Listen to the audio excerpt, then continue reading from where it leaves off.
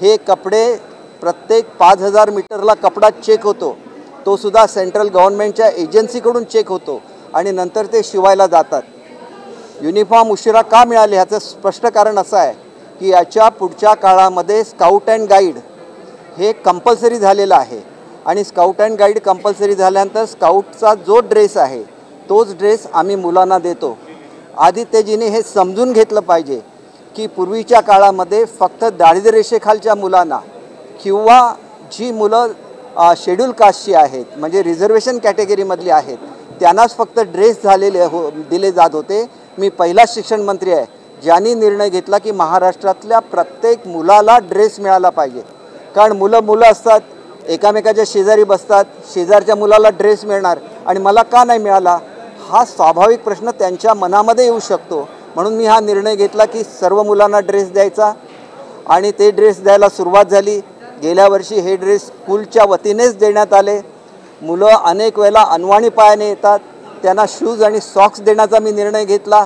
त्याच्यानंतर सेंट्रल गव्हर्नमेंटचं असं सर्क्युलर आलं की महिलांना ह्याचं काम मिळालं पाहिजे, त्याच्यामुळे आम्ही टेंडर काढलं। टेंडर आपण बघा की जवळजवळ 11 कोटी रुपये त्या टेंडरमध्ये महाराष्ट्र शासनाचे वाचले आणि त्याच्यानंतर हे काम कोणाला दिलेलं होतं तर महाराष्ट्र महिला आर्थिक विकास महामंडळ ही जी शासनाची संस्था आहे त्याला हे काम देण्यात आलं।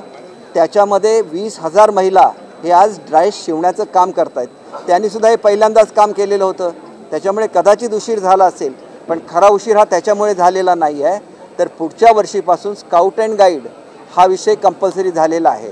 आम्हाला स्काउटकडून असं कळवण्यात आलं होतं की पुढच्या वर्षीपासून स्काय ब्ल्यू कलरचा ड्रेस हा स्काउटचा ड्रेस असेल आणि ज्यावेळेला त्यांची जांभोरी झाली त्याच्यामध्ये लोकांनी मागणी केली की स्टील ग्रे हा जो त्यांचा कलर पूर्वीचा आहे तोच कायम ठेवा। हा काय आमचा दोष असू शकत नाही। आयत्या वेळेला त्यांनी कळवल्यानंतर प्रोडक्शन थांबवण्यात आलं, स्टील ग्रे कलरचे कपडे नव्याने तयार करण्यात आले आणि त्याच्यामुळे जो काय विषय झालेला होता आणि मी मंत्री म्हणून कुठेतरी दौऱ्यावर होतो त्यावेळेला माझ्या डिपार्टमेंटने मला याची कल्पना दिली नाही। कल्पना दिल्यानंतर मी स्काउट गाईडला फोन केला आणि त्यांना सांगितलं की तुमची 80% मुलं ही महाराष्ट्रातली आहे, विसरू नका। असा काहीतरी निर्णय घ्याल तर आम्ही तुमच्याकडची मेंबरशिप रद्द करू, कारण स्काउटच्या 2 संस्था आम्ही दुसऱ्या संस्थेकडे जाऊ। मग त्यांनी आपला स्काय ब्ल्यू हा कलर कायम ठेवलेला आहे आणि पुढल्या वर्षीपासून स्काय ब्ल्यू कलरचे कपडे सगळ्या मुलांना मिळणार। आणि मग ह्याच्यामध्ये भ्रष्टाचाराचा प्रश्न काय आला, एक सांगतो, आज जी शिवसेना तळाला जाते ह्याला एकमेव कारण आदित्य ठाकरे आहेत। कारण मी स्वतः हे बोललो नसतो कधी, परंतु मी ज्या वेळेला प्रधानमंत्र्यांची आणि प्रधानमंत्री महोदयांची आणि उद्धव साहेबांची गाठ घालून दिली, सातत्याने आम्ही फोनवर बोलायचो, त्याला उद्धव साहेब मला सांगायचे की जरा वेळ थांबा, आदित्य समोर आहे, आपण नंतर बोलूया। म्हणजे त्यांना मनापासून वाटत होतं की आपण हिंदुत्व बरोबर राहावं, त्यांची मनापासूनची इच्छा होती। आणि आदित्यंची इच्छा काय होती, काँग्रेसबरोबर जाण्याची। आपल्या आजोबांनी काँग्रेसला त्यांची जागा दाखवली, त्यांचं तुम्ही एवढा कमीपणा केला। स्वातंत्र्यवीर सावरकरांवर ज्यावेळेला काँग्रेस बोलली त्याला केंद्रीय मंत्र्याला बाळासाहेबांनी मुंबईत यायला दिलं नाही, ही वस्तुस्थिती आहे। जोडे मारो आंदोलन केलं, शेवटपर्यंत केंद्रीय मंत्री जोपर्यंत त्या सत्तेवर होते मुंबईत येऊ शकले नाहीत, याला शिवसेना म्हणतात कोणालाच। आणि तुम्ही अशी शिवसेना संपवली, आपल्या वडिलांवर असं प्रेशर आणून काँग्रेसबरोबर तुम्ही आघाडी करायला लावली। आणि मला हे कळलं नसतं, परंतु मी त्याच्यातला प्रमुख मनुष्य होतो ज्यांनी ही भेट घडवून आणली।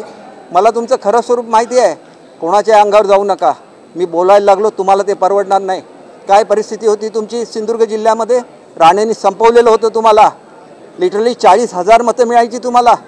माझा ज्याला संघर्ष झाला राणे साहेबांशी तो एक तत्वासाठी झालेला संघर्ष होता, फायदा तुम्हाला झाला। 40,000वरून 1,50,000वर तुम्ही पोचला। असं कधीही घडलेलं नाही की एखादा नेता ज्याला बाहेर पडतो त्याला 1,10,000 मतदार त्याच्याबरोबर बाहेर पडतात, ही वस्तुस्थिती आहे। आणि म्हणून तुम्ही राणेंना पराभूत करू शकला नाही, तर काय राणेंना पराभूत करायची तुमची हिंमत होती?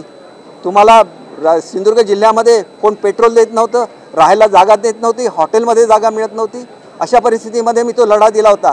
सगळे उपकार विसरला? मला मंत्री करून तुम्ही माझ्यावर उपकार नाही केले, मी कधी मंत्रिपदाच्या मागे धावत नसतो। आतासुद्धा मी मंत्री झालो नाही, मी सांगितलं की देव चांगल्यासाठी करत असतो। कोणाबद्दल बोलताय? ज्या लोकांनी तुमच्यावर उपकार केले, ज्याला हे घडलं महाराष्ट्रामध्ये तुम्ही काँग्रेसबरोबर गेला त्याला पंतप्रधान महोदयांची भेट मी तुमची घडवून आणलेली आहे, तुम्हाला भेटायला स्वतः तयार नव्हते, सगळे उपकार विसरला? असं करू नका, ही महाराष्ट्राची परंपरा नाही, एवढंच सांगायचं आहे। आणि अधिक बोलला तर मला सुद्धा अधिकचं बोलायला लागेल, एवढं मी ठामपणे सांगतो। हिंदी में असं म्हणाले की काँग्रेससोबत जाण्यासाठी त्यांनी प्रेशर आणलं होतं। अहो, त्यावेळेला ज्यावेळेला मी पंतप्रधान महोदयांची आणि उद्धव साहेबांची भेट घडून आणली, त्यावेळेला काय ठरलेलं होतं की 15 दिवसाच्या आत युतीचं शासन हे महाराष्ट्रामध्ये आणायचं। त्याच्यानंतर मला उद्धव साहेब असं म्हणाले की आणि एक महिनाभराची मुदत पाहिजे, कारण आपल्याला सगळ्यांची समजूत काढली पाहिजे। त्याच्यानंतर कदाचित राष्ट्रवादीला ही दादांनी स्वतः सांगितलेलं आहे की ताबडतोब ही बातमी पवार साहेबांना कळली आणि पवार साहेबांनी त्यांना 5 वर्षाचं आश्वासन दिलं। कदाचित 5 वर्ष आपल्याला मिळतील की नाही याच्यापोटी ते घडलं असेल, परंतु आपण काँग्रेसबरोबरच राहावं या विचाराचे आदित्य ठाकरे होते। हे मला त्या फोनमुळे कळलं, मला काय कळलं नसतं, कारण आदित्यच्या समोर का बोलायचं नाही। उद्धव साहेब मोठे आहेत, ते पक्षाचे प्रमुख आहेत, ते निर्णय घेऊ शकले असते, परंतु अशा मुलाने एखाद्या सिनियर माणसाबद्दल बोलावं की ज्यांनी शिक्षणामध्ये क्रांती केली। मी मंत्री राहतो की राहत नाही हा वेगळा प्रश्न आहे, शिक्षणामध्ये किती निर्णय घेतले तुम्ही सांगा। गेल्या 20 वर्षामध्ये एवढे निर्णय शिक्षण खात्यामध्ये तुम्ही घेतलेले दाखवा। मी राजकारणातून निवृत्त होईल, रात्री 12-12 वाजेपर्यंत मी मीटिंग घेतलेली आहे। आमच्याकडे अनेक संघटना असतात, सगळ्यांना एकत्र राहण्याचं काम केलं। सगळ्या संघटना एकत्र राहून आपण जे काय निर्णय पुढच्या काळामध्ये घेतोय, मुलांना कॉन्सन्ट्रेशन करून आपल्याला शिक्षण विभागाचं चित्र बदलायचं आहे आणि आम्ही तत्वासाठी लढणारी माणसं आहोत। असले पदं ह्याच्या मागे धावणारा मी मनुष्यच नाही। तुम्ही थांबा जरा 1 मिनिट, तुम्ही प्रश्न विचारला मी उत्तर देतो। त्यांनी काय केलेलं आहे, मी माझी लढाई स्वतः लढलो, माझ्या लढीचा फायदा कोणाला झाला, त्यांना झाला। आणि त्याला सुद्धा मी सांगितलं होतं, ह्या केबेला राणे साहेबांचं नाव सुचवण्यामध्ये मी अग्रगण्य होतो। मी सांगितलं फक्त राणे साहेबच निवडून येऊ शकतात, कारण राणे साहेबांना मानणारी माणसं सिंधुदुर्गमध्ये आहेत आणि उरलेली जी लोक आहेत ती माझं नेतृत्व मानतात। त्याच्यामुळे रत्नागिरीमध्ये किती डेफिसिट झालं तरी आम्ही सिंधुदुर्गमधून त्यांना एवढं लीड देऊ की रत्नागिरीचं डेफिसिट आम्ही भरून काढू। रत्नागिरीमध्ये जवळजवळ 1 लाखाचं डेफिसिट राणे साहेबांना झालेलं होतं, सिंधुदुर्गने 1,40,000च्या आसपासचं त्यांना बहुमत दिलं आणि 40,000 मतांनी सीट निवडून आली। कोणाला सांगताय, मी विनायक राऊतनं सुद्धा सांगितलेलं होतं, तुम्ही माझ्या आंदोलनामुळे तुम्ही निवडून आला, जाणीव ठेवा। वैभव नाईकना सांगितलं होतं, सगळी लोक पराभूत झालेले आहे, हा जनतेचा विजय आहे।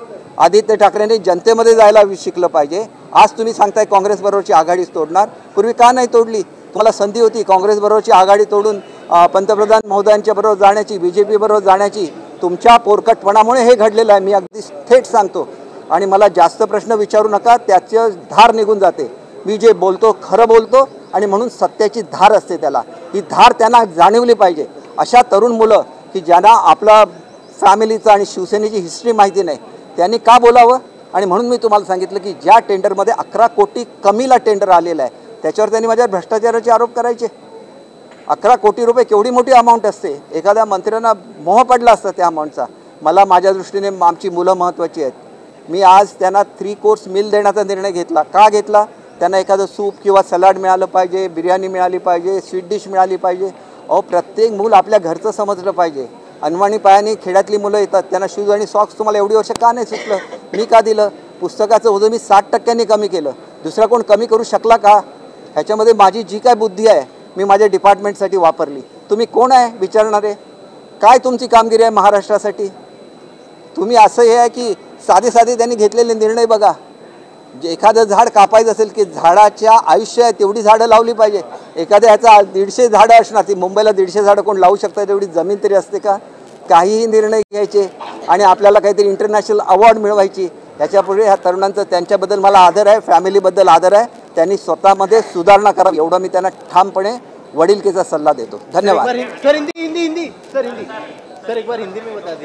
मला आता प्रश्न नाही बघा, मी प्रश्नाची उत्तरं देणार नाही। तुम्ही एक लक्षात घ्या, मला प्रश्नाची उत्तरं द्यायची नाही, सांगितलेल्याची धार निघून जाते। उद्या मी मुंबईला या, वाटेल तेवढं, मी तर प्रमुख प्रवक्ताच आहे, मी किती वेळा बोलेन। मी हिंदीमध्ये आता सांगतो। देखिए, आदित्य जी ने ये आरोप लगाया है कि जो हमारे गणवेश है उसमें भ्रष्टाचार हुआ है, तो उनको ये समझना चाहिए कि आज 20,000 महिलाएं काम कर रही है गणवेश तैयार करने के लिए, और उस गणवेश का जो टेंडर है वो 11 करोड़ कम आया है। वो करीब 132 करोड़ का टेंडर था और 11 करोड़ कम आ गया, मतलब 122 करोड़ का टेंडर आ गया। तो उसमें किसको पैसा मिल सकता है? ये तो बाल बुद्धि है। इन्होंने ही अपना पार्टी को ख़त्म किया है। जब मैंने उद्धव साहब का और PM साहब की मीटिंग अरेंज की थी तो उद्धव साहब ने ये तय किया था कि यहाँ आने के बाद तुरंत महायुति वापस युति की शासन लाएंगे महाराष्ट्र में। लेकिन मैं जब उनसे फ़ोन पे बात करता था, उन्होंने बोला कि मैंने 15 दिन की मुदत दी थी, लेकिन मुझे 1 महीने की और मुदत चाहिए। तो मैंने वो मैसेज वैसे के वैसे पीएम साहब के पास पहुंचा दिया। लेकिन एक चीज़ मैं आपको बोलना चाहूँगा कि जब भी मेरा संभाषण उनसे होता था तो वो मुझे बोलते थे, सामने आदित्य को जाने दो, फिर बात करेंगे। इसका मतलब साफ है कि कांग्रेस के साथ जाने की कभी भी उनकी मनीषा नहीं थी, वो कभी भी रेडी नहीं थे। ये तो आदित्य है जिनको कांग्रेस का अट्रैक्शन था। ये कांग्रेस थी जिसके साथ बाबा साहब ने लड़ा दिया था, वो कांग्रेस के विचारों से लड़ा दिया था। और जब स्वतंत्रवीर सावरकर को कांग्रेस के केंद्रीय मंत्री ने कुछ बोला था तो उन्होंने उनको मुंबई बंद कर दी, उन पे जूते लगाने की बात कर दी। और आपने करियर के आखिर तक वो मंत्री मुंबई में नहीं आ सकते, इसको बाबा साहब बोलते हैं।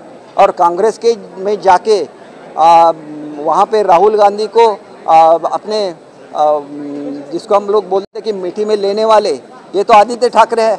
उनको मेरे बारे में नहीं बोलना चाहिए। मैं एक सीनियर मंत्री हूँ जो अपने स्टूडेंट के बारे में सोचता है।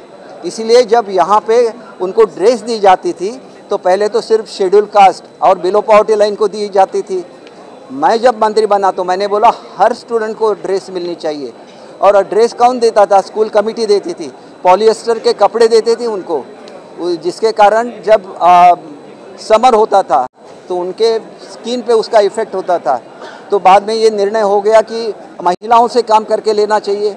तो हमने जो टेंडर निकाला कपड़े का तो वो 11 करोड़ कम में आ गया। मतलब सिर्फ 132 करोड़ का टेंडर था, 11 करोड़ कम आना मतलब 10% कम आना है। तो उसमें क्या भ्रष्टाचार हो सकता है? एक ही चीज़ है कि हमने इसके आगे चल के बहुत सारे सब्जेक्ट कंपलसरी कर दिए हैं, जिसमें स्काउट एंड गाइड भी कंपलसरी है पूरे महाराष्ट्र के युवकों के लिए। तो उसका जो कपड़ा था वो हमें स्काउट एंड गाइड ने बोला था कि स्काई ब्लू अगले साल से हमारा ड्रेस कोड होना है, तो हमने स्काई ब्लू का ऑर्डर दे दिया। फिर उनका एक जाम्बोरी हो गया, उसमें लोगों ने मांग की कि जो उनका स्टील ग्रे कलर है वही रहना चाहिए। तो उन्होंने हमको इन्फॉर्म किया कि स्टील ग्रे का कपड़ा बनाइए। तो वो प्रोडक्शन थम गया और स्टील ग्रे का प्रोडक्शन चालू हो गया। इसलिए जो उसमें देरी हुई है तो उस कारण हुई है। उसके बावजूद मुझे इस चीज़ की मालूमात नहीं थी। जब मुझे मालूम हो गया तो 2 महीना इसमें चले गए थे। और फिर मैंने स्काउट गाइड को फ़ोन किया कि आपके 75% स्टूडेंट महाराष्ट्र से है, आप ऐसा खेल हमारे साथ नहीं खेल सकते। तो बाद में उन्होंने बोल दिया कि अगले साल से स्काई ब्लू ही रहेगी। तो कौन सा ऐसा स्टेट है जो ऐसे वाले सब्जेक्ट जिसमें डिग्निटी ऑफ लेबर बचपन से लोगों को सिखाई जा सकती है? ये तो वेस्टर्न कल्चर है जिसमें डिग्निटी ऑफ लेबर बच्चों को सिखाई जा सकती है। ये कोशिश करने वाला पहला एजुकेशन मिनिस्टर मैं हूँ। देखिए वो बच्चे खाली पाँव नंगे पाँव आते थे, उनको मैंने शूज़ देने का निर्णय लिया। वो शूज़ कौन खरीदी करता है? स्कूल कमेटी करती है ना। और जब मुझे पता चल जाएगा कि स्कूल कमेटी इसमें भी कुछ हल्के दर्जे के दे रहे हैं तो सेंट्रली उसका परचेस करना पड़ेगा। ये आदित्य ठाकरे ऐसे है कि उनको कांग्रेस के बारे में बहुत सारा अट्रैक्शन है। उन्होंने अपने पार्टी को डुबा दिया है। हम सोचते हैं कि बाबा साहब का कितना आदर पूरे भारतवर्ष में था क्योंकि वो हिंदुत्व मानते थे। ये तो कांग्रेस राजनीति करती है, वो तुष्टीकरण की राजनीति करती है। उनको क्यों चाहिए माइनॉरिटी का वोट? क्योंकि वो उसको वोट बैंक समझते हैं। उन्होंने आज तक माइनॉरिटी के लिए कुछ नहीं किया।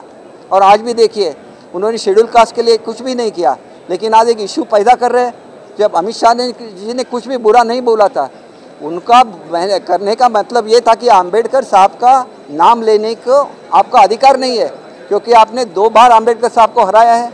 जब अंबेडकर साहब खड़े थे तो जवाहरलाल नेहरू साहब गए थे उनके खिलाफ भाषण देने के लिए। क्यों गए थे? उनको आदर था इसलिए गए थे। उन्होंने कॉन्स्टिट्यूशन बनाया इसलिए गए थे। आपने कॉन्स्टिट्यूशन को सबसे ज़्यादा बार कांग्रेस ने उसको बदला है, ना कि एनडीए ने बदला है। तो इस बात को सोचना चाहिए। रॉन्ग नैरेटिव खड़ा करना और उसके बाद जो आग जलती है उस पर अपनी रोटी सेक लेना, ये उनकी नीयत है। देखिए ये तो सक्सेसफुल हो गए लोकसभा में, आगे चल के सक्सेसफुल नहीं होंगे। कांग्रेस का सही जो चेहरा है लोगों के सामने आना चाहिए, ऐसे मुझे लगता है। इसलिए एक बार मैंने जवाब दिया है, आगे चल के और बोलेंगे तो मुझे और भी बातें करनी पड़ेगी। देखिए राणे साहब हमारे चीफ मिनिस्टर थे, मेरे डिस्ट्रिक्ट से थे। उनका और मेरा संघर्ष हो गया। क्यों संघर्ष हो गया? क्योंकि एक आइडियोलॉजी की वजह से ये संघर्ष था। इसका फ़ायदा किसको हुआ? शिवसेना का हुआ। इनको तो कोई पेट्रोल भी नहीं देता था हमारे डिस्ट्रिक्ट में। इनको रहने के लिए जगह नहीं मिलती थी लॉजिंग में। ऐसी जगह पे इनको मैंने जितवाया। कैसे जितवाया? देखिए, इनको सिर्फ 40,000 वोट मिलती थी और मैं जब एनसीपी में था, एनसीपी को मिलती थी 1,55,000 वोट्स उस मेरे छोटे से डिस्ट्रिक्ट में।